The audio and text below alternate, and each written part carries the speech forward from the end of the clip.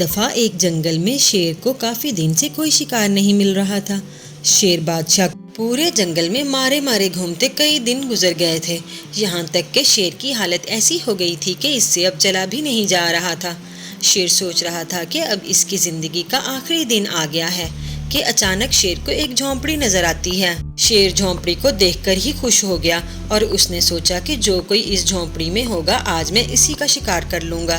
شیر آگے بڑھتا ہے، جھونپڑی میں جھانکتا ہے۔ جھونپڑی اندر سے خالی ہوتی ہے۔ اس کو اندر سے خالی دیکھ کر شیر بادشاہ بالکل مایوس ہو جاتا ہے کہ یہاں سے بھی کوئی شکار ہاتھ نہیں آیا، لیکن پھر فوراً ہی شیر کے ذہن میں خیال آتا ہے، کیوں نہ میں اس جھونپڑی میں بیٹھ جاؤں، جب بھی اس کا مکین شام کو آئے گا میں اس پر حملہ کر دوں گا۔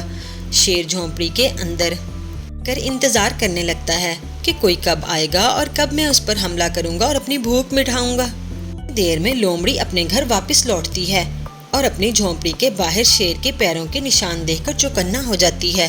وہ سمجھ جاتی ہے کہ بھوکا شیر آج ادھر آیا ہوا ہے۔ لومڑی اب سہم کر کھڑی ہوتی ہے کہ کیا کرے، یہاں بھی رک نہیں سکتی اور واپس بھی نہیں جا سکتی۔ فوراً ہی لومڑی کے تیز دماغ میں ایک آئیڈیا آتا ہے۔ وہ بڑے آرام سے آگے بڑھتی ہے۔ وہ شیر کے قدموں کے نشانوں پر چلتے ہوئے آگے بڑھ رہی ہوتی ہے۔ شیر جو کہ پہلے ہی حملہ کرنے کے لیے تیار ہوتا ہے وہ بھی آگے بڑھتا ہے۔ ادھر لومڑی پوری کوشش سے شیر کی آواز نکالتی ہے اور جھونپڑی کی پچھلی طرف بھاگ جاتی ہے۔ شیر جب باہر جھانکتا ہے تو اسے کوئی نظر نہیں آتا۔ اپنے جیسے طاقتور شیر کی آواز سن کر وہ گھبرا چکا ہوتا ہے، کیونکہ وہ تو خود بھوک سے انتہائی نڈھال ہو چکا تھا۔ وہ کسی طاقتور شیر کا مقابلہ نہیں کر سکتا تھا۔ وہ جیسے ہی باہر نکلتا ہے اسے شیر کے پیروں کے گہرے گہرے نشان نظر آتے ہیں، جیسے کوئی بہت ہی بھاری بھرکم شیر ہو۔ اتنے میں لومڑی دوبارہ شیر کی آواز میں دھاڑتی ہے۔ اس دفعہ وہ پہلے سے بھی زیادہ طاقت استعمال کرتی ہے، مگر پتہ نہیں شیر میں کہاں سے اتنی طاقت آ جاتی ہے۔